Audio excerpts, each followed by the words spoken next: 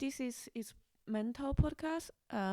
Today we have a special episode. I say that every time, but this time is truly special because it's an episode about me. So back in November at the Berlin Mental Health Festival, Melanie interviewed me about my mental health, putting the festival together, and lately, I wasn't feeling well, and I decided from now on, every 3 months, I will do a checkup episode about my own mental health. And today we have Melanie again. Hey, Melanie. Hi, Hey. happy to be back. Thank you for having me here. And I'm very excited to interview you again about your journey so far and what's happened since our last chat, which was now about half a year ago. Yeah. Yeah. So I'll share a little bit about me just for the audience to know. I'm Melanie Erbar. I am a journalist and event manager, and I also participated in the Berlin Mental Health Festival running a panel discussion with some experts on suicide prevention. And yeah, then I had the honor of interviewing Moni, and she interviewed me as well for her podcast. Some stuff has happened since then. I've also launched my own podcast called Bridges to the Soul with my spiritual teacher, Tom Eckert, where we talk about basically being a spiritual human in a rational world. And the focus is mainly on the challenges that come with that. Yeah, so that's a little bit about me, but today is about Moni. And I think what the audience and myself are really curious to know is what exactly has happened in the last few months for you, where you said you weren't doing so well. What has been your journey since November? We went through long winter, it was a pretty gray one. Yeah, what's been your development so far? You talk about winter, but actually winter was quite nice for me. Like I mental health wise, I did great. The whole winter until February, March, I start to collapse. So what has happened? I last time we were talking at the Berlin Mental Health Festival. So after the festival wrapped up, I jumped onto my other project. It's my one woman show called Child from Wuhan. I did the first one debut on beginning of December, and since then I did it almost 20 times now. So from December till now, I was really busy with the whole project, and at the same time, after the success of Berlin Mental Health Festival 2021, I realized I want to continue the project, and I decided to bring it as a regular project. So first, I launched the monthly event showcase. So every month I have a different theme and hire really professional, experienced performers, all doing shows around that theme. And then I also launched the Berlin Mental Health Festival weekly. So I have a different concept like mental health open mic, story open mic. I had a vulva slam. I have a game show, depression versus anxiety. So all those projects are coming up, and I was also very busy with putting up my comedy festival tours. Like in May, I'm going to Brighton Fringe, and in August, I'm going to Edinburgh Fringe. Oh, wow. And in between, I also toured a little bit. I did show. I did my solo in Barcelona. Planned another small circus in Lisbon, Barcelona, and some other Spanish city. And I also did the Child from Wuhan in Munich. So that's basically work-wise what I've been doing. It sounds like it's been quite intense. I've noticed the stickers of Child from Wuhan are all over the city. If you guys haven't seen them, keep your eyes open. I've seen them in Wedding, Friedrichshain, Mitte, Prenzlauer Berg. Like I just keep seeing them everywhere. I'm like, all right, Moni is she's doing her thing. Officially, I didn't put it down. Yeah, it's. No, I know. I put a few up for sure. I don't know. It just appeared everywhere. I think It's your not fans. from me. It's Yeah. your fans. You have Yeah. fans all over the place. But so you've been super active and you've been traveling. You've been touring. It's really impressive that you also have an audience in Spain and in Portugal. Like you're getting quite international. I can imagine that perhaps over several months of doing that, there is a strain that comes along with working so much and so intensely. So can you share a little bit about that? Like how did you feel in that process? I think at the beginning it was extremely pleasant to see the progression, because up until Berlin Mental Health Festival, I was a open micer. That means I just do comedy. I go to open mics like a few times per week. I do my set. Occasionally, I get invited to showcase. I get paid some money to do my matured material, but it's really minimal involvement. I just show up in the evening. I perform and I go. And then Berlin Mental Health Festival is almost my first project as producer. I did a few shows before, but it was really rare. And so Berlin Mental Health Festival is the first time I put a 10 days events together, dealing with venue, dealing with promotion and everything. And afterwards, I feel, I have these skills. And then I jump on the wagon for Child from Wuhan. It was extremely pleasant also, because I made this qualitative evolution for me as an artist, from an open micer to able to put a 1 hour show together.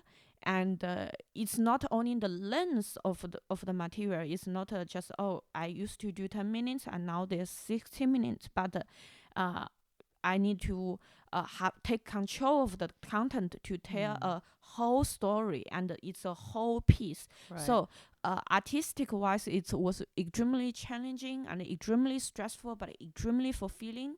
And once it was done, I just felt I was on top of the world. And the fact that I got really good reaction, and the ticket sale was so good, and it just fuel back the fire, and I just want to do more and more and more. But I forgot to pace myself. Because it's the first time I can do solo, the first time I can produce. I just got too excited too fast, and without knowing where is my capacity, where is my limitation. I put on tours way too fast before I really figure out a marketing plan and figure out like different markets. And this adds, eventually it was successful, but this adds so much stress because I need to learn why I'm panicking. And it's also similar to the Berlin Mental Health Festival project. Like November, I had the whole festival, and I'm like, this is good. I want to put it regularly. And in parallel line to Child from Wuhan, I just put the shows without thinking my capacity. Like on one hand, I suddenly from not producing anything to producing Child from Wuhan almost 4 times per month. Then I added a super big showcase with 130 capacity seats, and then I'm like, it sounds good. The shows are successful. Let's put a weekly mic there. And the weekly mic went where? I'm like, the venue capacity is too small. Some of my shows are so popular. I'm like, okay, I move it to somewhere even bigger.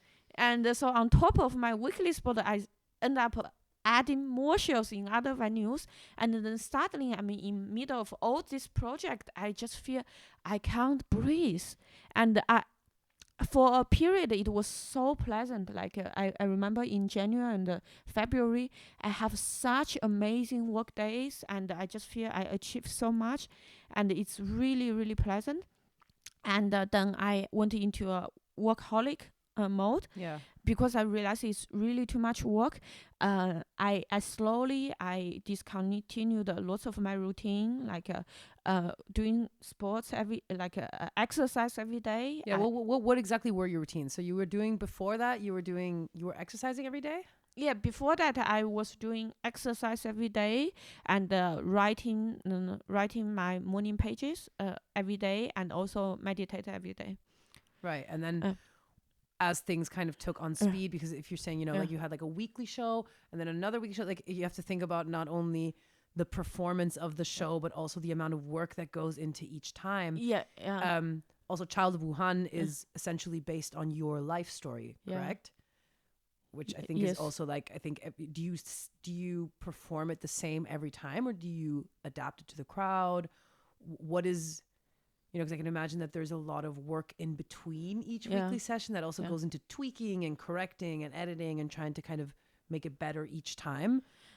The performance part is really a small part. It's a tiny part. The most difficult part is the promotion, and also curate the events. Like for example, for every event I have, I need to write the description, write the titles, set up the ticket, communicate with the venue, talk with the performers, and deal with the pricing, and arrange photographers, and get everyone's description, publish online. I have like 5 platforms working together, and this is tons of work already for one person. Yeah, and the promotion is a nightmare. I need to do online promotion. Like I need to learn Facebook ads, Instagram ads, and at the meantime, I was like, I don't know how to do banners at all. I also took online course to learn photograph, like photographer. How do you say? Do you mean like like Photoshop? Photoshop. Yeah, Photoshop, so you can adjust the banners, learn how to do the sizes, the editing, and all that. then I also need to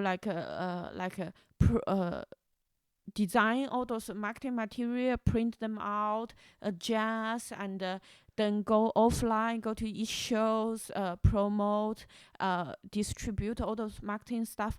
Talk to people. I think especially talking to people as well, right? Like the phone, email communication that goes into production work. I also worked as a journalistic producer at one point, and also as an event manager. Like the amount of work and energy that goes into having phone conversations and email conversations with people, and in live conversations.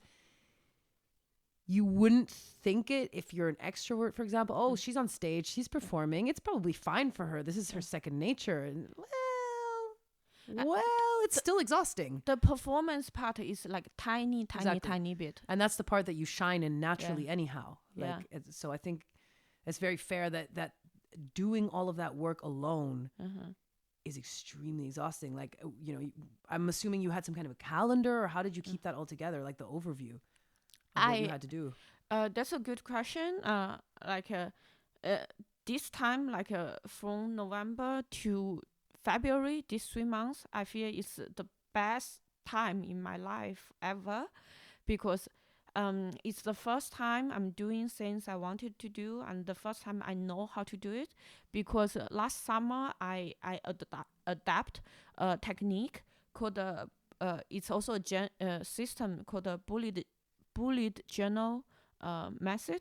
So you can get a lot of like a notebook template. You can buy a pre-made notebook on Amazon easily, but I really recommend to read the book Bullet Journal Method. So it's a system how to make notes, and I got into this because I have like a permanent procrastination issue, and it's just so draining. And at one point I am like, I really need to look for help, and then I start to read, and everything somehow eventually point me to the direction of ADD. And then the more I read, the more I realize probably I have ADD. And one of very powerful tool people recommend is a bullet journal method, bullet journal. and I got into this and adapt the way of making notes. And since then, I just feel, oh, it's the first time I feel I'm taking control of things. And I'm in the past, like when I say working, I would sit in front of a desk, like browse Facebook, Amazon, and all those sites for 5 hours, then feel miserable and work for half an hour, and that's my like usual life. Yeah. And since I adopted this bullet journal method, before it was already getting better, I started to use to-do lists, and I have this like daily calendar. It was already helping quite much. I used the daily calendar for probably like 6 months, and I feel, oh, it's really helping. But I feel like a daily calendar, they have its limitation, and I was in search of a better system. And that's when I found out the bullet journal. And since I have it, I don't procrastinate anymore. And I realize why I read stuff about ADD. I realize it's not I wanted to procrastinate. It's just I didn't know how to manage myself. And procrastination is just a symptom. And once I learned how to do things, I don't procrastinate anymore. Right, because procrastination is also something that comes along not having clarity over the priorities of something, right? So you don't know maybe what needs to come first, what needs to come second, how much time you need for each thing in between, how much resting time you might need in between your working spaces. And so I think with procrastination is there's this fear of, oh, I don't really quite want to do it now. I still have time. And then, oh shit, no, I don't. Now I got to do everything really quickly. And I think that's that kind of push, right? Of like, I think for me it's different. How is it for you? Like for me, like don't know how much time or how much time it needs doesn't concern me at all. For me, I think the issue is I'm the first person in my family who ever has a desk job. Like all my family, they are like doing labor work, and I never learned how to like plan myself, how to document things. And when I sit down in the past, there's 100 things I need to do. I just don't know where to start, how to start. Right. And with the bullet, and I also have I think I have ADD. I'm pretty sure. So with the ADD is that with ADD brain, my brain jumps everywhere. Yeah. Like for example, if I'm doing now doing one thing, and then suddenly I realize I need to do another thing. Because I used to didn't have a documentation method, for me, I always feel it's now or never. I would never remember. So I will, as soon as I remember something, I will just want to jump to the other thing and doing the other thing. And then I forgot the first thing I'm doing. And now with the method I have, like for example, now this is not even like bullet journal method. It's just to have a to-do list. I know exactly like this is the list of things I can do today. And if I start doing something, like for example today I'm on Facebook, I'm supposed to cancel an event, and while I cancel an event, there's some chat coming out, and I was start to reply to them and to organize for communication for another event. Then I realized, oh no, I'm in the middle of canceling the other event. I need to finish canceling that event, finish all the communication around that task before I can do other tasks. In the past, I have to follow, otherwise I forgot. Now, instead of doing that, when I realize, oh, I'm distracted, I just write down. Yeah, exactly. Write down, okay, later follow up or communication with the other event. Yeah. But before I didn't have this system, and I just jump everywhere, and I end up doing nothing. Yeah, I know this feeling a lot though. I had this at work, and I had to learn this at work when I was working. I worked for 4 years at an advertising agency, like a digital one, where the main priority was like velocity, like speed. Actually, the the CEO of the company wrote a book called Velocity, and it's about like the speed at which things need to get done. And there's always this idea of like it has to all be done now or actually for yesterday. And you have your task list, right? And you have to get like certain things done for the day, but then there's a Slack channel. And I was working front of house as well, like at the reception desk was where I was sitting, even though I wasn't necessarily the receptionist. And then all these people would come to you with random requests. Oh, can you call me a cab? I need a meeting, blah, blah, blah. And then I would get so distracted as well. Because we talked about ADD recently, and actually I did a little bit of research myself and have started to realize, oh, it's quite possible I also have ADD. It would explain a lot of things in my life. It's this jumping back and forth and getting really easily distracted. And then you have no overview over like, what was my priority? This is what I meant with setting priorities of like, okay, wait, these were the things I originally needed to get done today. All these other things came up. Okay, maybe I can find gaps in between this task and the next one to do this other little thing. But I think that's a whole system that you need to learn. And until somebody shows it to you, like I had one of my managers actually, who's a really good friend of mine now. She was the one who helped me work this out a little bit and was like, homegirl, you're a very fast worker, but you are all over the place. Like you need to focus. Like you need to do this, this, and this. All this other stuff, just delegate it. Send it to someone else. And that was a really weird process of like, oh, okay, right. Yeah, no, don't get distracted. Like you get the message, you see it popping up, and your ADD brain is going to want to go so easily to that message because you just really want the distraction. But to be able to separate that or like write it down, be like, oh, I'm getting these messages, and then come back to it later. That's a whole change in your flow of work. This is actually I read a book called Stolen Focus by Zhang. Yeah. This type of distraction is so bad. It's terrible. And phone. Yeah, and phone I messages. I learned from it now, since a few 2 months ago now. I think maybe 3 months. I got a box from Amazon called a Kitchen Safe. So it's a time locked container for your phone. Yeah. Oh, that's awesome. Every day when I wake up, before when I decide to sit down to work, I will do two things. First, put my phone because every morning my goal now is every day I will learn German for 2 hours. So I will sit down, put my phone into the lock, and once I set the timer, there's no way I can open it. And then on my computer, I use another app called the Freedom app. I pay €30 per year or something. And once you set it up, there's some deeper setting you can do. Once you set it up, there's no way it blocks all the website and application you want to block. And you can even set up there's no way you can change the setting. Not even you go to the back end of the computer.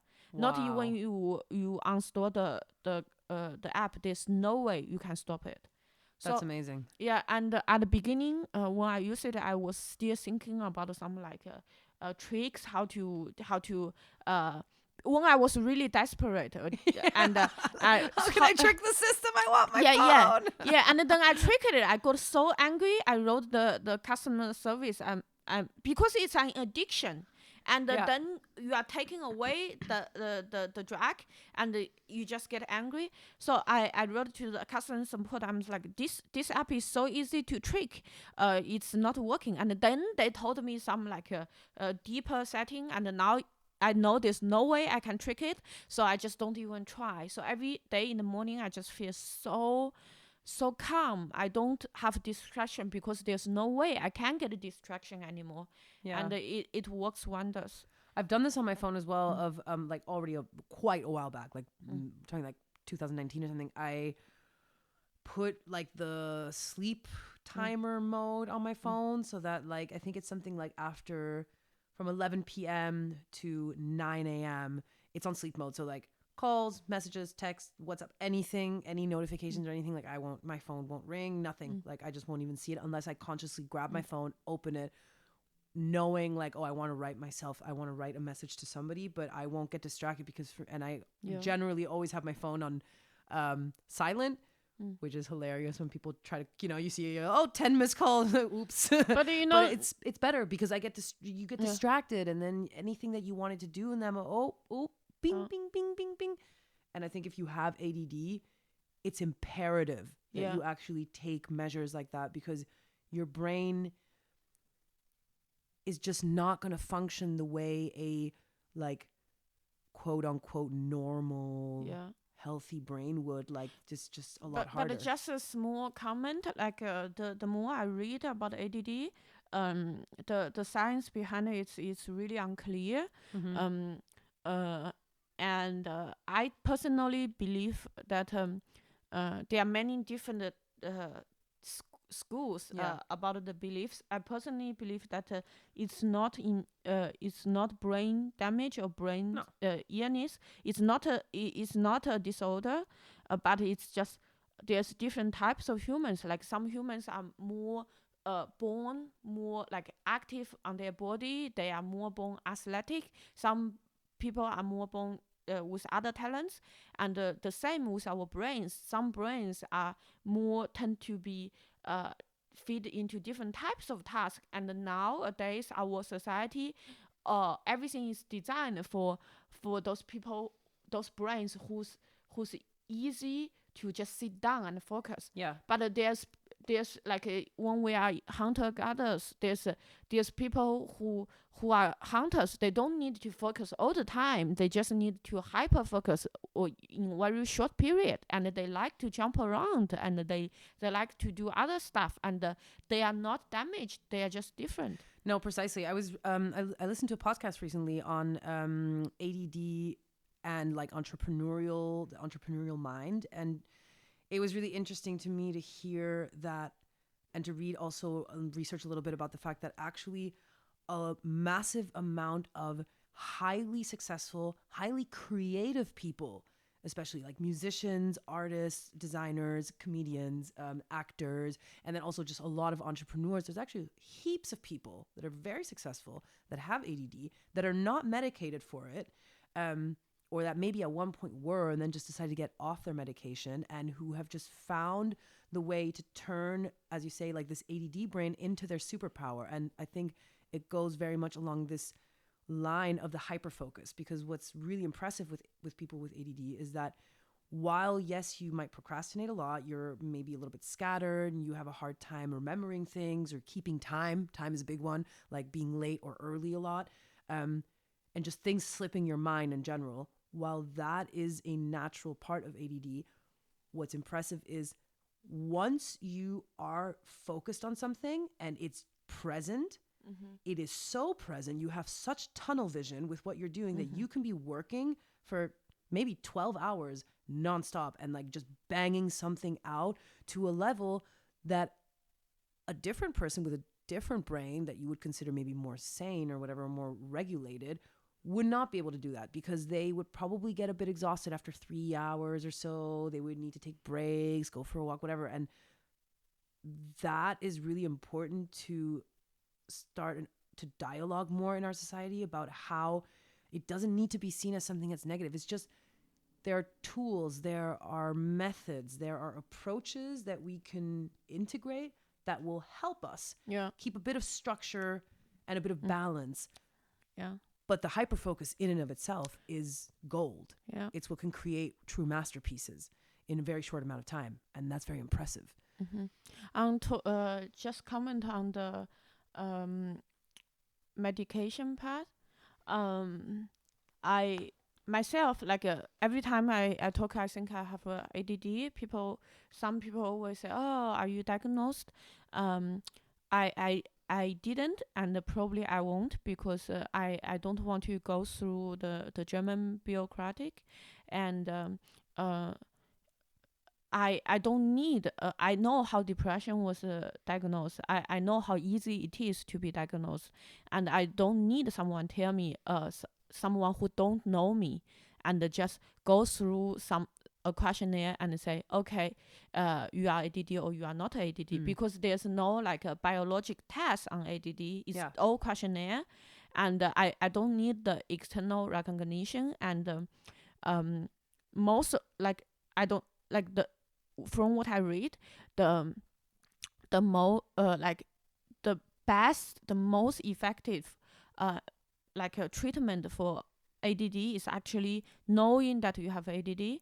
And the fact that I know I have ADD and I start to look around the message and to work along with it already significant increase my life. And I start to talk with my my psychiatrist. I told him I realized a majority of unhappiness, like my depression, actually now I know comes from ADD, because the fact that I cannot focus, I cannot get things done. I feel this kind of self loathing and self blaming and everyday struggling, and not able to take care of my house, my life. Now knowing the method to deal with it with a bullet journal method, I have a functional life. I can track things. I have control of my task. I can focus. I can get into flow state. That increase my life so much. So I don't need the diagnosis and I don't need the medication. I don't need anyone to tell me, okay, you actually have it or you actually not have it. Yeah, like you have a broken brain or something. Yeah. But I think it's also really valuable what you're saying, because I think what can so often happen with a diagnosis on any kind of mental health disorder or brain dysfunction is that it can go very much two ways. Like you either see it as your downfall or your excuse for then just surrendering and just being like, I'm a failure. I can't do it. I have ADD brain. I'm never going to be able to do the things I want to do. Oh, poor little me.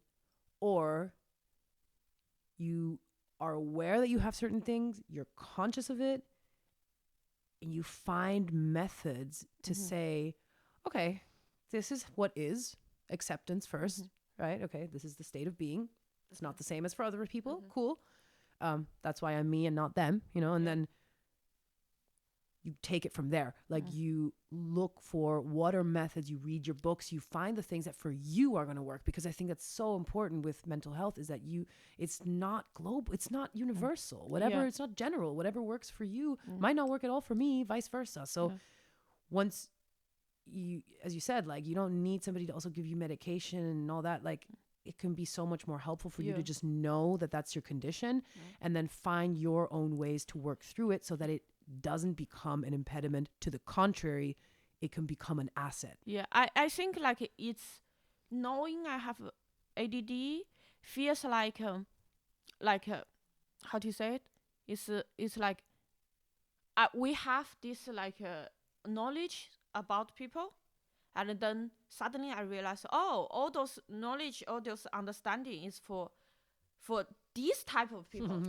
And I'm not this type of person. And all those things I believed was wrong about myself. And now knowing myself is special, and to look for the information that or message that apply to my condition or to my like uniqueness.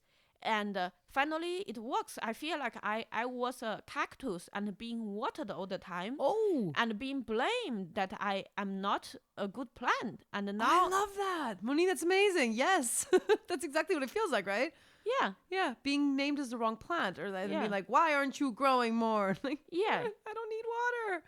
But so what's also, I'm assuming it is actually quite common, and I've read a lot about this, is that as you said, the feeling of self-loathing and like this kind of depression that carries through in your life, I think it's very tied to the feeling of overwhelm, right? Of like, I can't get anything done. I don't know how. I'm shit at stuff, you know, like I can't focus. And yeah, because a major like happiness source of happiness in life comes from flow state. Yeah, and productivity. The flow,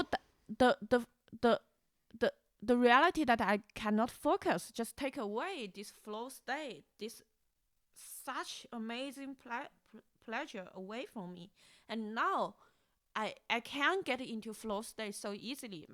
My life quality just increased so much, so much.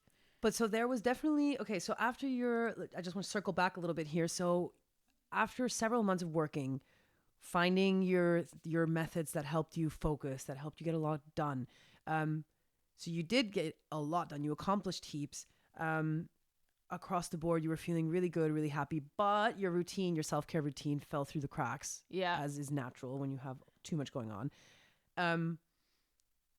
That's when maybe like, is that when you peaked downwards? That was around March, right? Yeah, like around February and March, I slowly ditched my routines. I stopped. First, it's just doing less, then eventually completely stopped. So by end of March, I didn't write my journal anymore. I didn't do sports anymore. I didn't meditate anymore. And like for a while, it felt actually very pleasant because I every day I wake up or work and I was like, as you said, hyper focused, and I was in flow state the whole day for 12 hours. And at the end of the day, I just feel, oh, I got so much things done, and it's so stimulating, and my brain was like just so happy. But it didn't last long because soon I realized everything else is falling apart. My flat is like dirty. I couldn't take care of my dogs, and things like just piled up, and then by end of March, I just felt so overwhelmed, and start to feel really like overwhelmed. And I start to like lying in sofa, couldn't move. And also because I took the project too fast, without knowing my capacity and limitation. One of the project, very high level project, is so consuming. Like I was constantly with stress, and then and the beginning of April, I decided, okay, I'm going to cut some project. I will stop touring for now, because I realized like touring, it takes so much energy, so much planning, but on the other hand, it doesn't. I don't have more income than I do shows in Berlin, and Right. as far as like I still can do the same show in Berlin with full audience. I think I don't have the need to go on tour yet, and I also want to like learn more, have more control before I scale up touring. So Save something for later, huh? yeah. And I start to do in beginning of April. I decide, okay, I will start to write morning journal every day and do sports every day. And as soon as I put these two routines back, I feel I'm stabilizing. I my like I don't have the very depressed days. I couldn't move anymore, and it's really working. Yeah, this is really interesting. Especially, I just wanted to make a little side note to it because something I read about recently as well is this topic of like how people see anxiety, or how people think about anxiety and depression being linked together. And people always think anxiety is this state of like, oh my God, I'm so overwhelmed, everything is terrible, I'm having a panic attack. But anxiety can also be anxiety paralysis. So it can just mean literally laying on your sofa, so overwhelmed by all the things you need to do and everything that's fallen through the cracks that you need to take care of, and yet you have no energy and no mental capacity or emotional capacity whatsoever to deal with any of it. So you just paralyze. Yeah. And you just sit there for days on end, and maybe the most you can do is manage to go to the supermarket, if at all. You might just order food in all day. In March and the beginning of April, in total, I might have 10 days not able doing anything. Wow. And that's a lot if you put it into perspective. Yeah.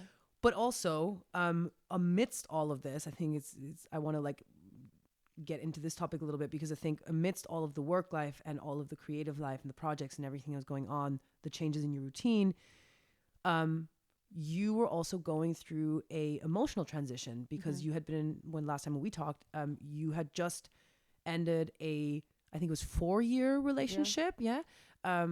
which was, I think, the longest relationship you had, and it was a very serious one to some degree. You had just ended that.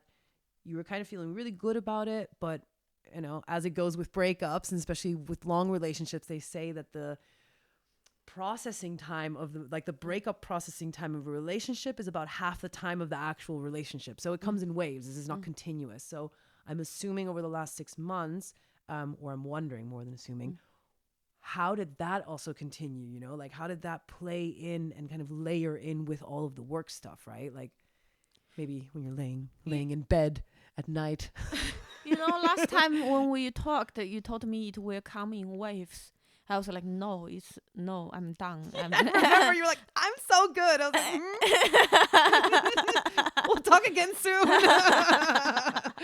I didn't want to take it from you. You were doing really good. I was like, I'm not going to bust your bubble, Yeah, so if you haven't listened to the last one about my mental health, so what happened was it was a 3.5 year relationship. And one day he just came home. He told me he doesn't want to be with me, and he already packed and left immediately. And I just feel so surreal. But what I did is I knew that if I stay in bed, I will be depressed for sure. So I put on my shoes the second day, no matter how much I didn't want.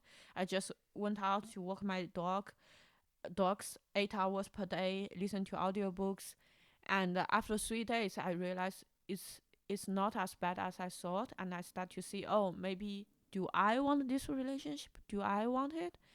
And after 2 weeks, like my ex, we talked again. After 3 days, he says, okay, it's a very rushed decision. Let's give it a few weeks, think about it. Maybe let's take a break, not a breakup. And then after 2 weeks, I called him. I said, I don't want to do this anymore. I'm very sure this is a breakup. I don't want to look back. And he told me, oh, maybe we can still be together. Like after 1 year or 2 years, I'm like, let's not think about it this way. I am really through. I don't want to be with you anymore. I want to have a new life. And which is when you started the Berlin Mental Health Festival, yes. Mind you. Yeah. So much for having a new life. Like you really took it seriously. Yeah. It was not just you were not just talking the talk. You were walking the walk. Yeah. The breakup happened like 1 month, exactly 1 month before the Berlin Mental Health Festival. So why I'm going through this crisis, I couldn't rest. I just have to put myself together to deliver this mental health festival. And I was lucky, like 5 weeks after the breakup, a very good a friend, a fellow comedian who I was really attracted to, and we talked and realized we both had a crush for each other since the very beginning. And we start dating, and it was in very short time we both realized, okay, this is it, and it's serious. And so I basically was single for 5 weeks. and then the relationship went really, really great, and it's very loving. It's amazing. And then on the other hand, with my emotions, how it went. So in October, I had the breakup. I put myself together, delivered the Berlin Mental Health Festival in November. And immediately after that, I started seeing someone new. And I couldn't stop. Also, I had to put myself together, deliver my first solo show in December, 5th of December. You could imagine from October, November, I had no time working on it. So immediately after the Berlin Mental Health Festival, I went into like a intense period to deliver this solo show. The marketing, the writing, the performing, everything. And then since then I was like in a fast route, like keep delivering more and more and more, and scaling down my projects. And then in April, I did an acid trip. While the acid trip, I burst into tears, and it suddenly became so clear to me. Oh, I just never let myself to grieve. Mm-mm. And I'm like, oh, immediately after the breakup, I was doing work, work, work, work, work, work, work, work, work. But I just never allow myself to rest and think about the relationship. And I decided that okay, I'm going to move on.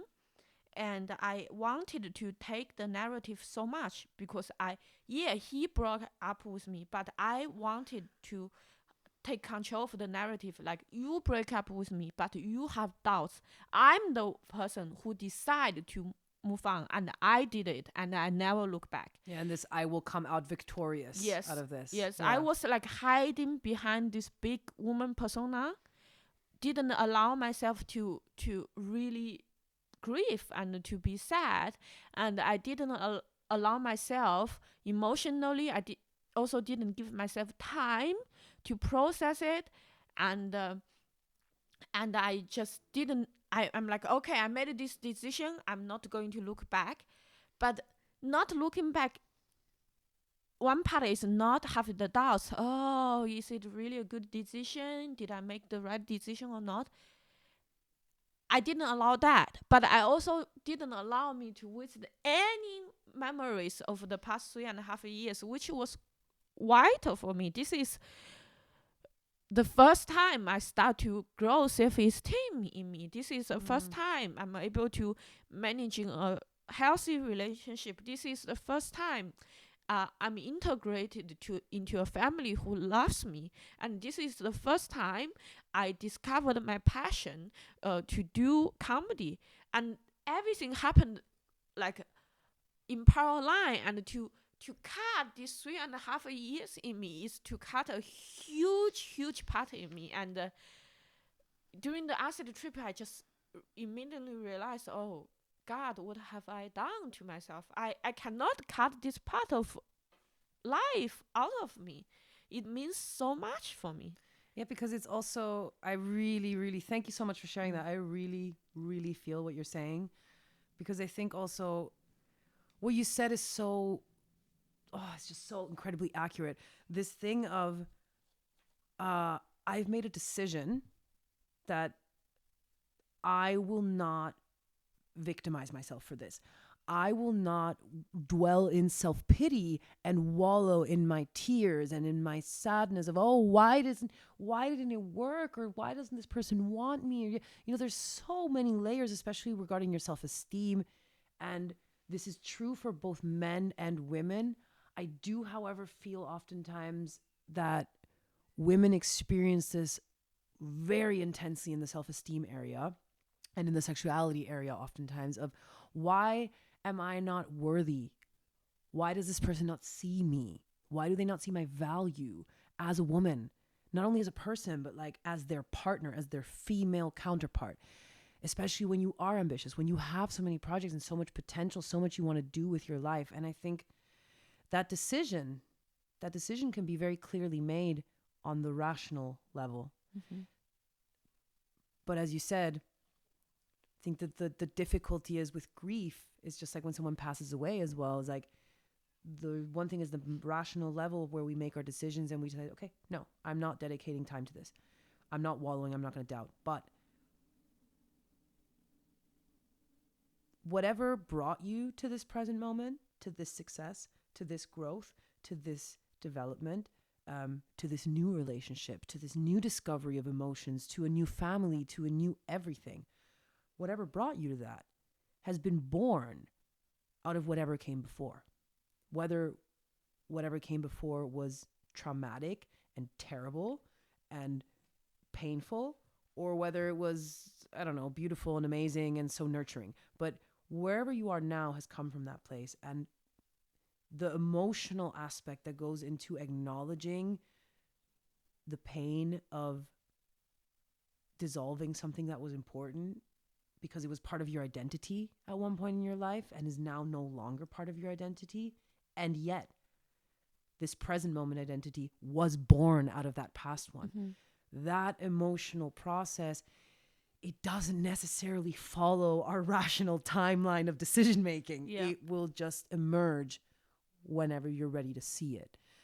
So for me, what you just said was just incredibly accurate, because I think we're often also taught that when a relationship ends, and especially if we were the ones that were dumped, that the best thing you can do for yourself is to move on and never look back. But it's in the looking back where you really understand so much of who you are today. And sometimes that understanding is not pleasant. Sometimes it's painful. But that pain is also information. It's a part of who we are. You know, it constitutes the entirety. We're not just sunshine. You know, there's lightness and dark. So I think it's beautiful that acid brought that opening in you. And I'm curious as to, were you able then to also be able to share this with your new partner, this process, this emotional process? And was there a type of healing that came through recognizing this? Was there some kind of conversation perhaps, or dialogue that opened up with your past partner, or where did that take you, that recognition? I talked with my ex-boyfriend. He was really grateful. He told me like for him, the one of the hardest part. Just a bit background information. So he left me, and during this relationship, I was constantly rejected. Like for the first 2 years, he even told me he doesn't love me, and he probably will never love me. And eventually he fall in love with me like madly. We had a very good year, and but it faded very fast also. So like with this relationship, I was the unwanted one, and I was the rejected one. But after the relationship, he like after I told him like I move on, I'm seeing someone else, he collapsed. And on one hand, I was kind of happy for a very brief moment, because he told me the dating he had before me, like it was not even like real dating. Like he met a girl a few times, she's a slut, telling her, oh, I want to have. Anyway, it's a very dramatic, like a typical Berlin Tinder thing. And he's like, oh, I was in love with her, I was crying for her. And then during this 3.5 year relationship, especially the first 2 years, I was so resentful. I was so angry sometimes. Like, how can you cry for someone you didn't even know? How could you cry for someone who didn't even care about you? But then, and how could you say you love her while we are together for 2 years? You tell me you will never love me. And no matter, every time we have some argument, conflicts, it's always me crying, and he's just stands there, and I just feel, can't you feel anything for me? And I'm just feel so angry sometimes. And then after the breakup, I told him I moved on, and he just couldn't like he couldn't collect himself, and he left immediately. And a few days later, he told me he cried so hard, and he collapsed. He had to see his therapist as an emergency. And he told me it was really hard for him. And for a few days I was really happy, and I feel, oh, it's not like you didn't love me, it's not like you didn't care, it's just you never thought you can lose me. Yeah. And took you for granted. Yeah, you were so sure that I'm yours, and now you truly realize I'm gone, and you can cry, and I just feel this victory, Yeah. And then it was very brief, and then after like a few days, then I see this person I love, I still so deeply love, he's so much in pain, and I just feel really, really bad, and I want to help. But he said he doesn't want to talk with me. He needs space, and so um and back in March we can talk a little bit more, and in April I text him. I told him, yeah, I didn't allow myself to grieve. He said the hardest thing about the breakup is that he he feared like 3.5 years of time of our relationship just vaporized into nothing, and as if I never cared, as if I never loved, as if all those intense feeling I described for him never exist, that I can just move on to another person in 5 weeks, and he just couldn't understand. And he was really grateful that I told him this, that actually, of course, I didn't fully move on. I just was oppressing my feelings. Mm. And he was really, really grateful about this. And then I talked with my current partner. I told him, like, yeah, I realized I didn't allow myself to grieve, but I cannot, because I feel guilty to think about the past relationship, because I want to be 100% be there for you. But this is such a big part of my life. I cannot cut it out, because there are so many happenings in it too. And my current partner, he's really, really understanding, and he said, of course, he understands. And yeah, and then regarding the grieving process, did I start? I don't know. I don't know how to grieve. I never grieved for anything. Like in the past, every time I lose a relationship, it's it's because they reject me, and the only sensible thing to do is to move on, to not think about it. And all those relationships I had before was very toxic, and to not grieve is a very good thing. But now I just don't know how. And then I was thinking, maybe my next project, my next solo show would be a story of this relationship, because it's just like my solo show, that I told a very, very sad story, but there's joy in it, there's hope in it. And in order to bring the audience to understand my journey, I need to be in that moment to experience the pain, but I also need to be in that moment to enjoy to experience the joy. That's the only way I can bring the experience to the audience.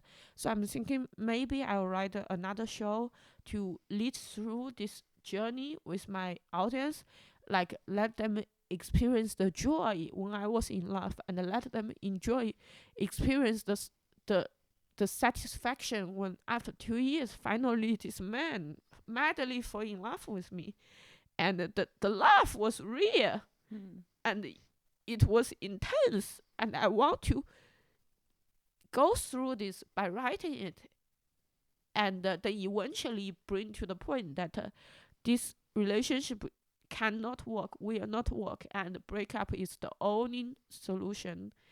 And but despite the breakup, doesn't mean my life was wasted. It was my growth. It made me who I am.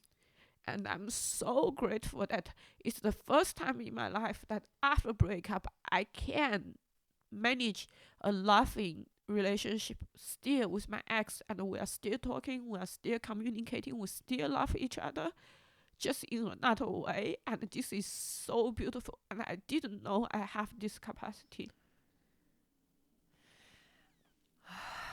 Okay. I want to say so many things. Ooh, because I'm touched on so many levels, and I'm also crying here a little bit. Okay, let's let me try to get it together. First of all, I want to say, Moni, I think you do know how to grieve. I think this moment right now, here, you sharing with your audience, sharing with people exactly what it is that happened, how it is that you felt, just every aspect of this. This is already part of the grieving process, being able to actually address it, not from a place of ego or from a place of, oh, I'm better than this, I'm over, but from a place of, you know what, this really hurt. This was really painful in my life. That is so powerful already. It's the beginning of your grieving process. And I think your idea of putting this grief into a show is absolutely spot on. Um, I've learned how to grieve when I was pretty young, unfortunately, already through like death situations in my family, and breakups and things like this. And I found that depending on each person, everybody, just like with ADD and depression and everything else, grieving is a process that is extremely personal and intimate, and it is only ever up to you to decide how exactly you want to process your grief. And anybody who will come to try to tell you that you're doing it wrong is not somebody you need to have any conversation with, because they are not you, and they are not living the story that you're living. They are not living the emotions and the memories that you have. So if for you, your creative outlet, you're telling a story, telling your story, taking the audience through the emotions that you experience, if that is your way of grieving and processing, just do absolutely that. And whatever else comes to mind. If you want to break something, you want to paint a picture, you want to cook food for 6 days nonstop and then give it away to homeless people, whatever it is, anything, it really doesn't matter. Whatever works for you is exactly the right way. And you will know when you're in the grieving process, because it will be very,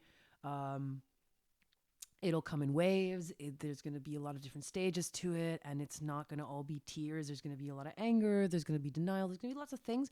You've gone through some phases maybe already without even knowing it. So I think whatever you're doing here, however you started today, is already the absolutely correct way. And I think it's really beautiful that you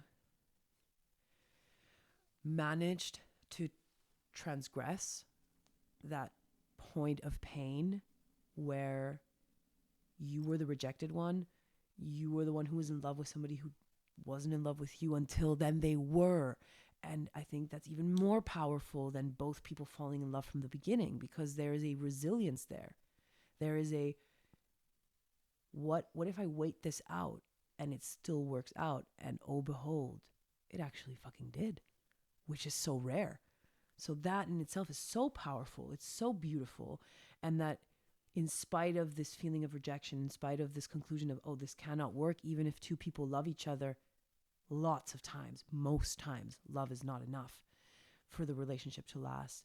And being able to acknowledge the existing love,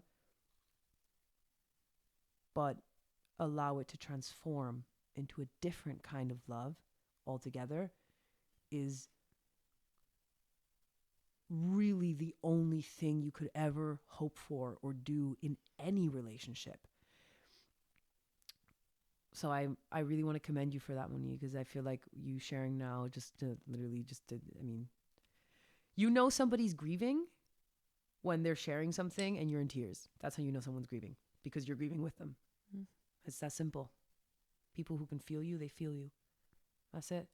And your audience will feel you the same way that I do, the same way that I'm sure listeners here are feeling you. So,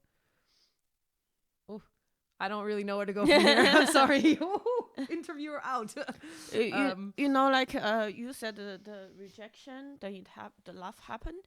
Like at the beginning, I was really ashamed to tell people that he rejected me for 2 years. People would ask, 2 years, how would you let it happen? How would you have such low self-esteem to let it happen? Because you love them. Yeah. And then I was able to see it from a different point of view. I'm like, okay, I'm madly fall in love with a guy I thought is way out of my league. And eventually I trapped him and made him fall in love with me, and really being part of his life, being part of his family. And I realized, oh, I really got what I want, and it went my way. And although it ended, but if I can make a guy who didn't want to be with me, eventually fall in love with me, and then after the breakup still think I'm a great girlfriend and want me so much. I'm like, yeah, I just need to find a guy who actually wants me, then everything will work out. It's empowering as fuck. Yeah. Like there's nothing not empowering about your story, Moni. Like as you just stated, like every single element of that is like, well, goddamn, I don't think most people would pull that off, or would even dare to dream, would even dare to believe in that. And that's, I think, maybe somewhere for you to, or something for you to keep like in your heart, like from me to you now, basically, is that if you were struggling with your self-worth, and if you felt that you weren't doing things right, quote unquote, you know, stand corrected. Because in the end, you evolved and you learned the lessons that were exactly the lessons that you needed to learn. And we don't always learn, you know, not everybody learns their life lessons the same way. A lot of people are meant to learn them on their own, you know, through their family, through work, through travels, through different things. And a lot of people are meant to learn the truly important life lessons for them and their validation. They're meant to learn that through relationships with others. And so whatever it was that needed to blossom from there, it blossomed all right. It's fucking there. It is present as hell. And it's present all around you. And it's present in the fact that you managed to put your focus and your energy into the things that matter to you the most. And maybe that relationship was one of those things in the past. It's now no longer. But that's valuable. It's valuable that you wanted it that badly, and that you made it happen, and that you created that bliss for yourself. It's like this thing of that people think people just get lucky. Nobody just gets lucky. You create your own luck. You create your own situations. Then it might end as misfortune. Okay, then that's the lesson that you were meant to learn. And whatever that lesson is only for you to figure out, and not for anybody else. So I think you're spot on with this, you know, and your grieving process will reveal more and more as you work through the layers of all of this, you know? Yeah. Cool. I think we are doing great. Let's wrap it up. Yes, I think so too. I think we've covered a good amount of topics here. I'm really happy about this conversation, Moni. Yeah. I feel like it gives me a lot of hope. It gives me a lot of like inspiration to see, you know, that you can surf the waves. You can surf the waves of life, you know, this kind of this up and down, and be down when you're down, pick yourself back up, keep going, and then you might crash again, but you know you have people supporting you. You know you have so much there that wants to be done through you. There's so much that wants to be created through you that I'm already excited now to see where you will be in our next check-in, or whoever else checks in with you in the next 3 months. I'm already excited now to be like, all right, where the hell has this all gone? Yeah. Cool. Thank you a lot. And for the audience there, if you don't know yet, now I have a Patreon account for as little as €3.50 per month. You can support my work on mental health projects. Thank you so much. Stay healthy. Stay safe. Bye-bye. Thank you so much for having me also. Yeah, thank you, Melanie. Bye. Bye-bye.